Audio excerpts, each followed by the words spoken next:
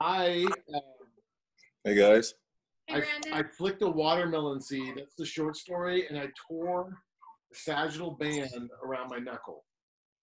You flicked a watermelon seed. Now you're laughing at me because I'm such a fine shape with nutrition and fitness. There's someone's forehead. Is that Kelsey's forehead? She looks like she's getting buried by the bridge. Yes. Yeah. I'm a little short. I know. Yeah. Okay. Tore the sagittal band on my knuckle. So pretty important. So I get to wear this contraption they made me at Seven Hawkins for 6 weeks. It's driving me crazy. I'm 6 days in. So are you flicking watermelon seeds with your other hand? Yes. No, so what happened was I was building a chair. Think about just with my son, you're jamming that knuckle into the side of the board, holding the Adirondack chair in the screws really. And so I'm sure I was just jamming that tendon on my knuckle. And when it was done, I put the chairs down. My boy spit a watermelon seed on the wall. I picked it up and flicked at him, and it registration is open now through May 31st in the event section of your workstation. Sign up today. Who's got that in their background? Maybe Ira? It's not me. Okay, it was Iramara, so I muted just Iramara. Sorry. Do you have a video, Iramara? I guess it's hard to see. Let's take a look at Iramara. Are you there? Yes. Hi. Do you have video? Or you're afraid to? I don't know how to address video, and I'm not like okay presentation. That's fine. So guys, welcome. We'll get started because we also want to always on your time. This is work from home, week 5.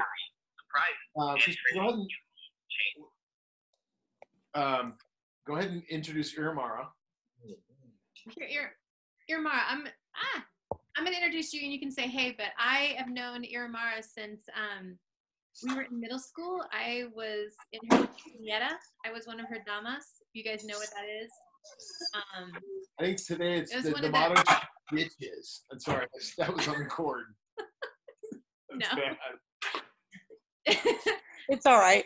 It was really cool. So we've known each other for a long, long time. And Iramara was a Shackley distributor like 7 years ago and loved the products. And then life happened and different things. And you can share a little bit more. And then we just got reintroduced and reconnected. And she's wanting to grow her business.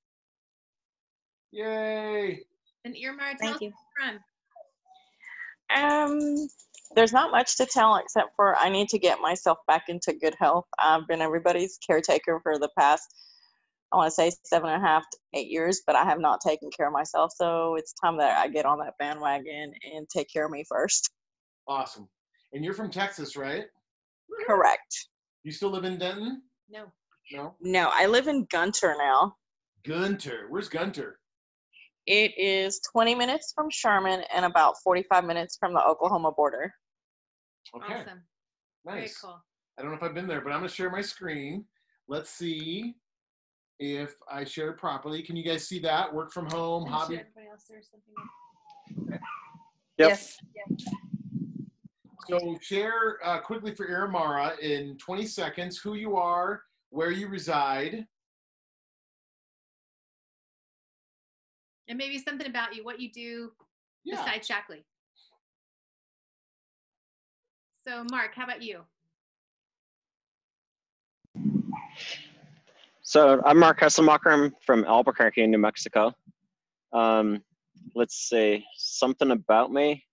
I do a lot of running, so I'm really bummed with this whole coronavirus thing that my 50-miler and 100-miler races got canceled. So it's going to be my first 100-mile race at the end of June. So I'm just trying to stay motivated despite that being canceled. So. Wow. Good for you. Kelsey. I'm Kelsey Clemens in Denver, Colorado. And something about me is I'm a massage therapist first, and then I'm doing Shackley kind of on the side as my little part-time thing. And then Brandon. Oh, I don't know if y'all can see me. I'm Brandon Smith. a personal trainer, and also just started the Shackley. Actually, just today, I just got my package today. My Prove It. Yeah, I got my Prove It challenge today. Yes. Awesome. And you're going to prove it. Nice. Prove it.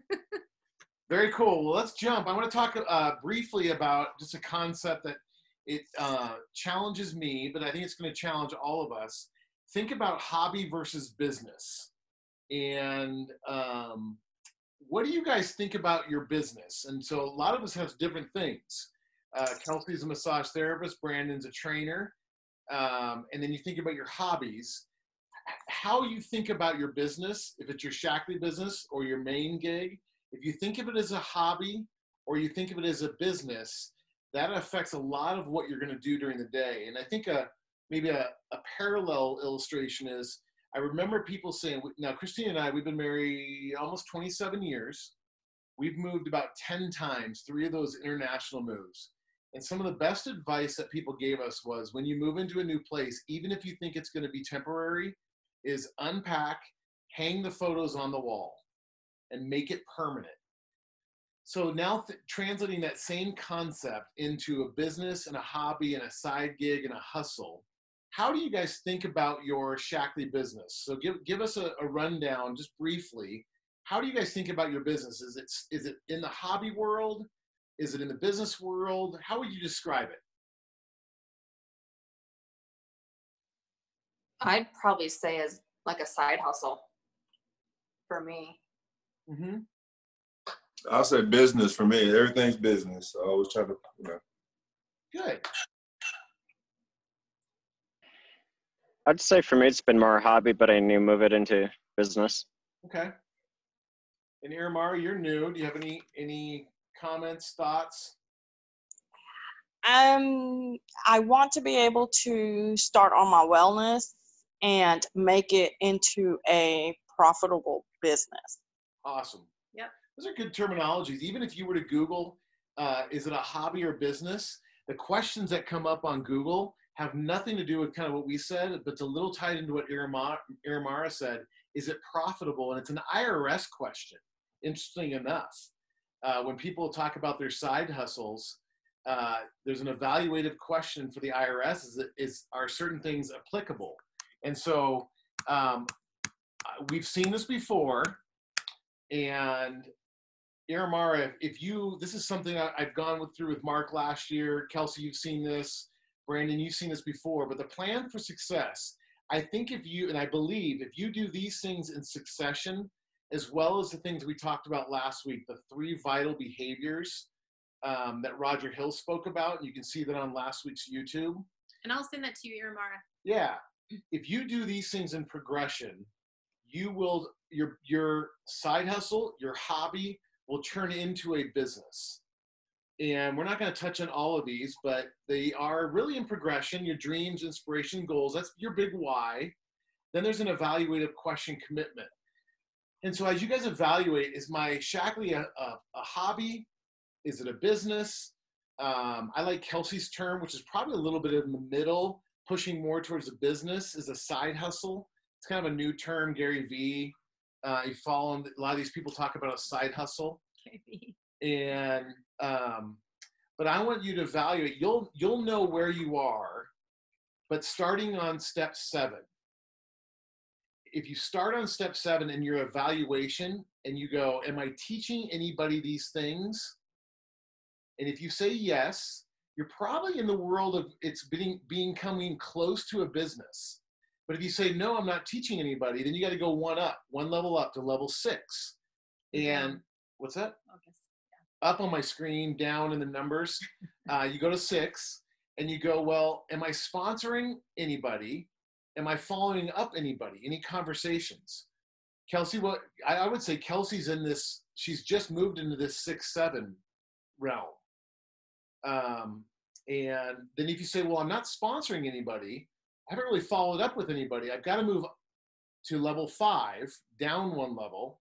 And that have I shared the opportunity or the products or the business with anybody? And if your answer is yes, then soon you're going to be at level 6. But if your answer is no, then you got to go up and say, well, have I invited anybody? have invited anybody to join a Zoom, have invited anybody to join the Prove It Challenge or the Immunity Challenge? If the answer is no, you got to go back up one level. Do I even have a list of people to invite? Because it doesn't grow on trees. No one's going to knock on your door. Especially these days, no one is, except some guy selling solar panels was last week at our house with no mask on. It's pretty bold. And I can't imagine him get a lot of business right now during quarantine. If you say, well, I don't have a list, and this is where it comes into then saying, okay, what is my commitment? Have I even put the sacrifice time to evaluate what can I do in this? My time, energy, sacrifice, money, my emotions. And then if you have not even gone there, you got to go back up and say, what's my big why? As you think through hobby and business, the question I ask you guys, where are you stuck right now individually? So look at those plans for success. Where are you individually stuck or need help on?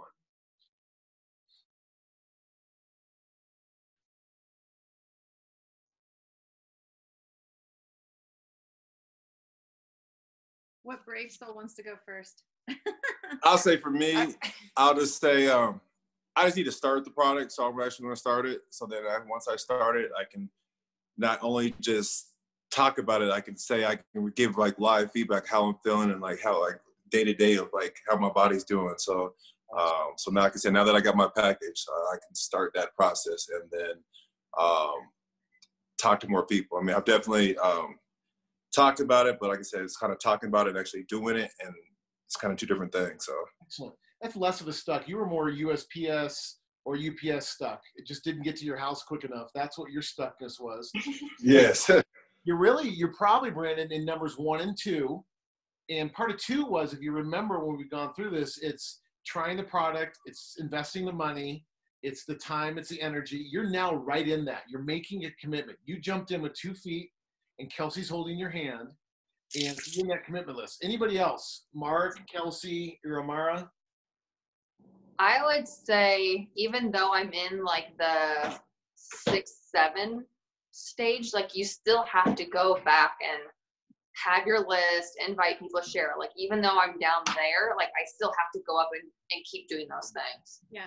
So like right now, like I need to make my list, and like I have my list, but like go through that list.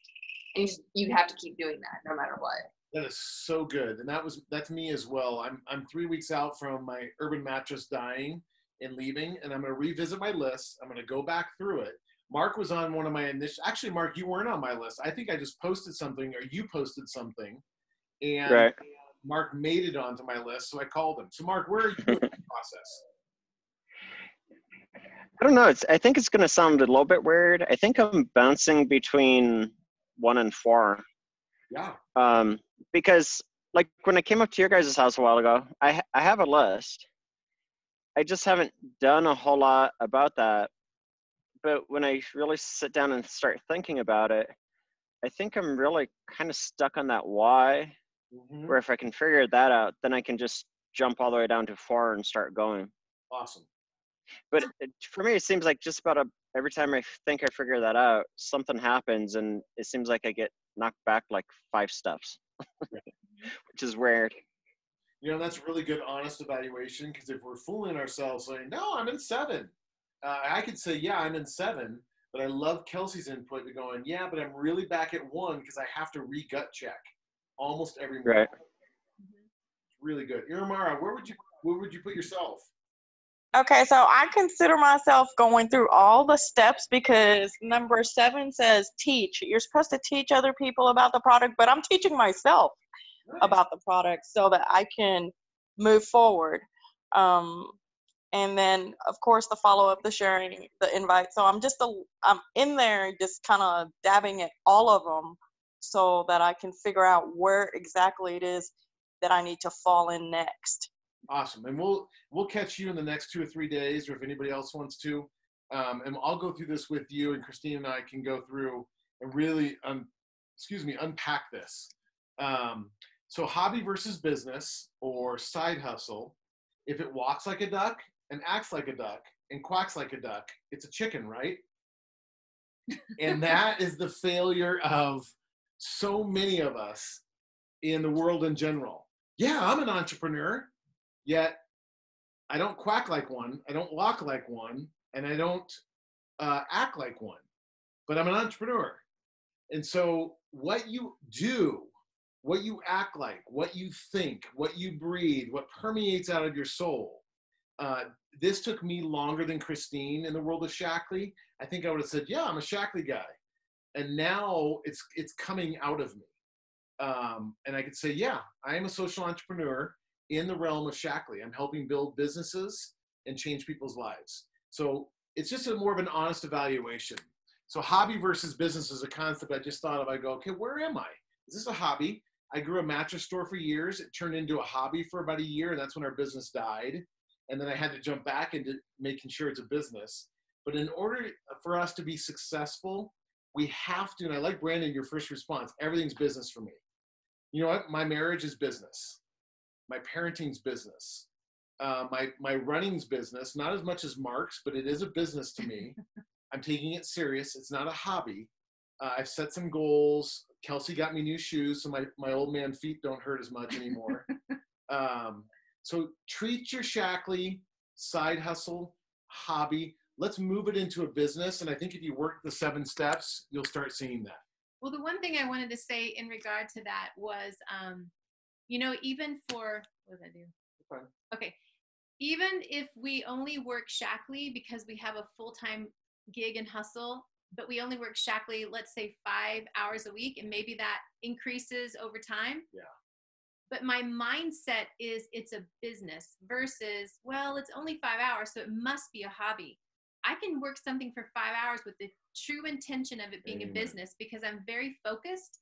I know what my goals are, my why, and the time that I spend on it is making, like we talked about, those vital activities that is growing my business. So I want to make sure you get that having Shackley as a business doesn't mean it has to be 25, 30 hours of full time, but the mindset that you spend on it, you are sitting down for business each time you do. So keep that in mind. And I know we have just about like 12-ish minutes or so, but Kelsey jumped on the other day and heard a little bit of this about overcoming objections. But I think sometimes we get stuck. We get stuck on, what do I say? What do I say when people ask what I do, or they ask about Shackley? I get tongue-tied, and it might be just from fear or fear of failing, fear of what someone might say. And what I've come to realize is in life, when we want to change someone and we're asking someone to change, there usually is a pushback because a lot of people don't like change. There's some people that are early adapters and they just grab onto a new idea and run with it. And some people are late adapters, and no matter how much you can give them some great evidence, opportunity, it's just going to take them 10 times to hear it, and then they might decide. And so I think if we go in expecting that people will push back, hey, have you tried something different? Have you tried a different protein? When you expect pushback, you don't get disappointed, right? It's a different kind of posture to take. So when you're presenting the products, the business, I've found that if you lead with the benefits, like even right now, the Prove It Challenge that Kelsey's done, Mark's done, Iramar is waiting for hers to come in the mail. Brandon's about to start. We've done it. I lead with the benefits. I have so much energy. I feel amazing. I lost bloat. I jump-started weight loss, mental clarity, less inflammation. When I lead with those benefits, that's what is intriguing to people. Even for a business, when I lead with the benefits of what a side hustle gig can do, that is so much more attractive when we explain that. And then just wait and listen for someone to, say, yeah, I'm interested, or yeah, send me more. And so I think overcoming objections is something that we just need to get used to and we need to embrace. So here's something that I had to hear over and over 2 years ago. And this is really what changed my confidence. I know Iramar and I were talking about this. And 2 to 3 years ago, I really realized that if someone said no to me, it was okay. It was totally fine. I didn't take it personally. But I have to say, probably prior to 3 years ago, I would get really hurt, and I maybe not let that person know, but I'd be really disappointed, and it would almost stop me in my tracks. And I probably tried to quit Shackley like 2 or 3 times. Like, I don't know if this is worth it. This is really hard. And I just had to learn not to take it personally. And so I think if we're open to objections and we don't get offended, that truly does build trust. Oops. So anyway, I want to say it's a good thing when people speak their objections and we let them talk about objections and we thank them for the objections. I really think it's going to go a long way in building that relationship with that person and that trust. And honestly, that they realize that you don't need their sale. You don't need their business. It's an opportunity and you're okay without it. And it goes a long, long way. I like to see their faces. Steve, close my... close the picture. I like to see you guys' faces. Okay, so first common objection. And I want to write down some that you guys have because we can definitely talk about some more of them, down the road. But have you guys heard this common objection of cost with Shackley? It's too expensive. I don't have the money. That kind of stuff. Okay. How have you guys felt like you've gotten to deal with that objection?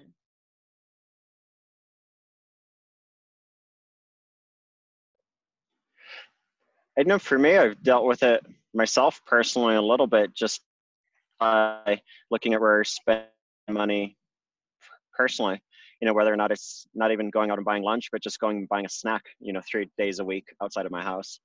And I think just because of looking at it that way, I can start to help other people look at it. Hey, how many times do you go out to Starbucks, or how many times do you go out and get that soda, and how much is that costing you on a weekly or monthly basis? Mm-hmm. Very true. Yeah, I was gonna say the same thing as Mark. Just like, how much are you going out and eating, or like that coffee in the morning or whatever like that? It's like what, $5 for a Starbucks? It's like, well, if you do that, how many times a week, over how many weeks? And you just look at that factor of it. Yeah, an interesting thing during COVID is that yes, a lot of people they're not matching parallel, but people are spending a lot less money on Starbucks, sodas, drugs. Whoa. I don't know. Drugs. Prescription drugs, right? Prescription drugs, yeah. Yeah, you must be talking about prescription drugs, Steve. Seriously, my brain went to alcohol and drugs came out. I was going to ask if that's a Colorado thing. Maybe. We live near Del Frisco's, and you go there on a Thursday night, and there's 500 cars in there.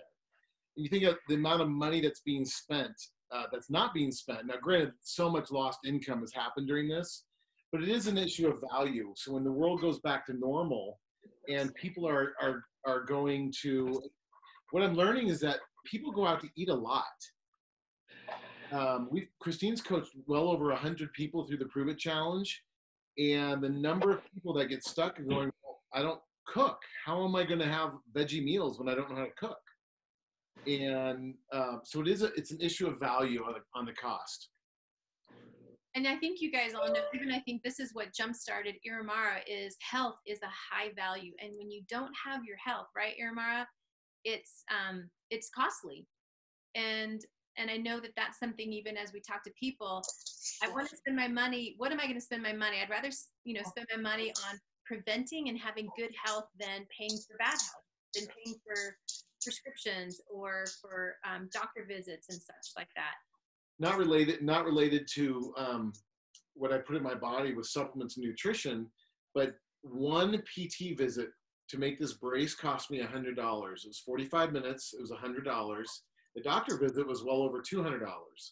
Now you think if I actually had high blood pressure or I had I had diabetes, the cost of taking care of bad health is frightening. And so we get to actually get ahead of that and save people money from prescriptions and things like that. Yeah. I totally agree. I'm sorry, didn't mean to interrupt. I totally agree because my husband's cost per month on medications alone is about $1,200. Yeah. And so taking care of myself for $160 a month or $200 a month is worth it. Right. Right. Yeah. So I'm excited, Iramara, for you to experience this again, and then just as you can help other people in this as well.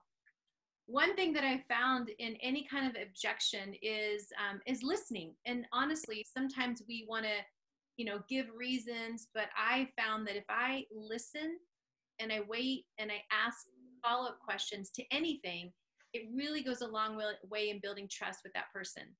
Even if it's on social media, even if it's on an Instagram post or response, it's me trying to engage in more conversation and follow up with another question, just to keep the conversation going.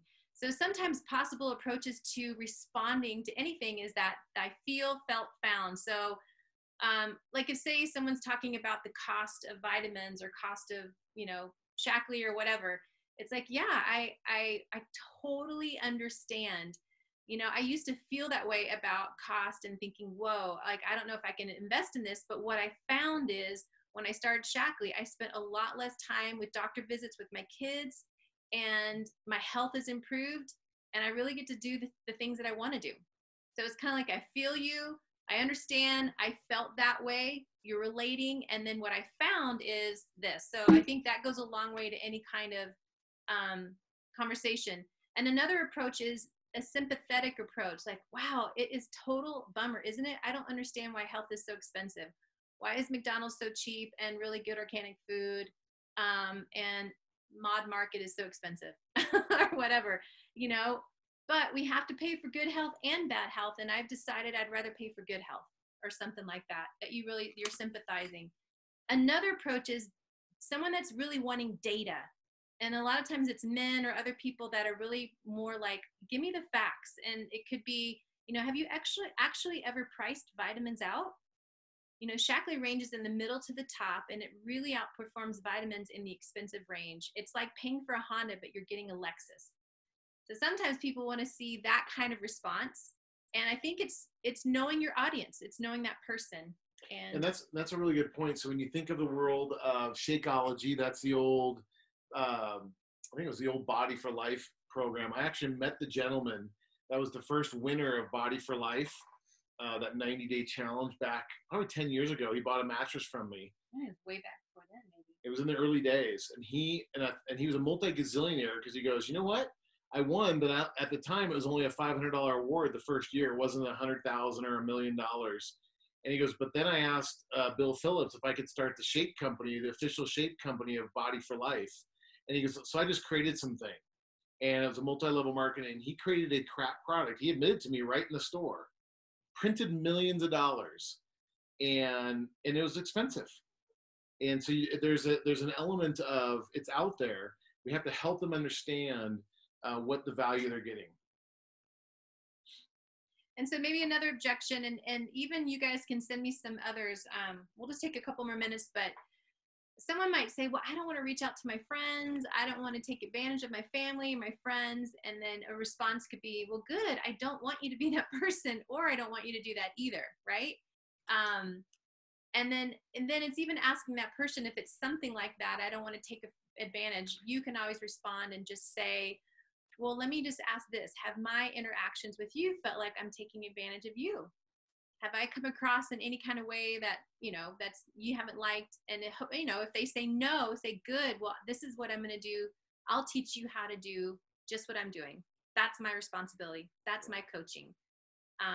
So yeah, I think it's just diffusing just where people are at and asking good follow-up questions. And you can always reassure them and say, my success is only if you're successful.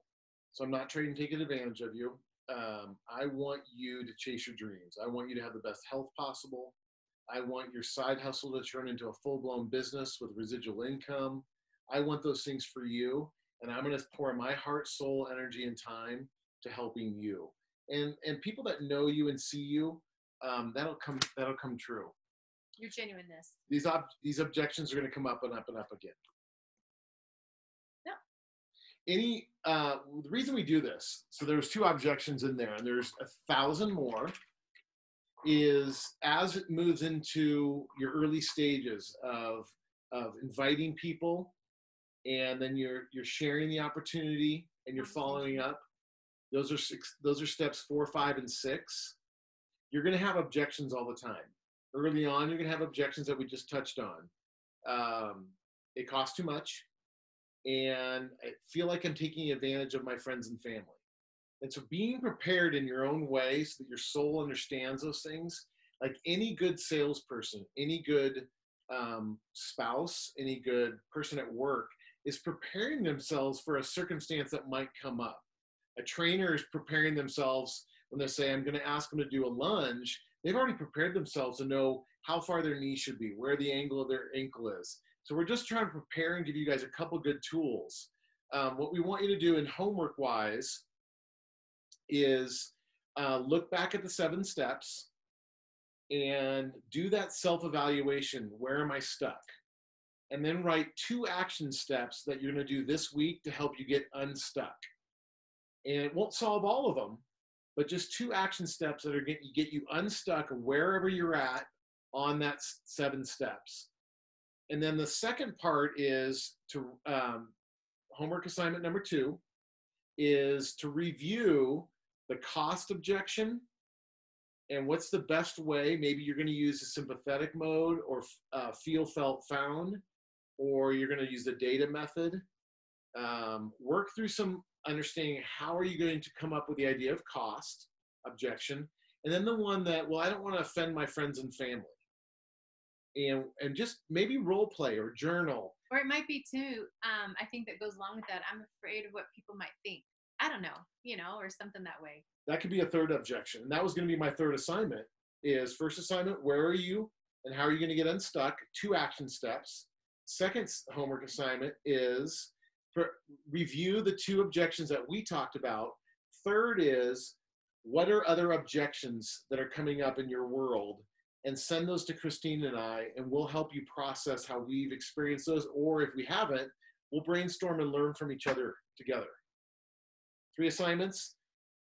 A good homework assignment I've learned from homeschooling. I don't really homeschool my kids. I just yell at them and ask them if they're getting A's from downstairs. Are you getting your homework done? But what I have learned when I see the teacher emails come through is a good homework assignment is really 3 parts, but it has like 65 subparts. So that's what I just gave you guys. Right. Any comments or questions or statements?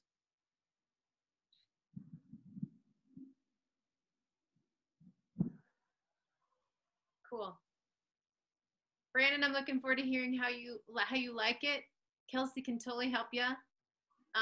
My favorite thing on the cleanse, and we're kind of pseudo on the cleanse, is last night Christine makes a vegetable bisque that I absolutely love, and I made sweet potato, thin sweet potato chips last night. Air fryer, or fry them or bake them, and I threw them into that tomato bisque. It is one of my favorite things on the cleanse and off the cleanse, and I literally do. I sleep better. I feel less bloat. I think in my first 3 days I lost 5 pounds.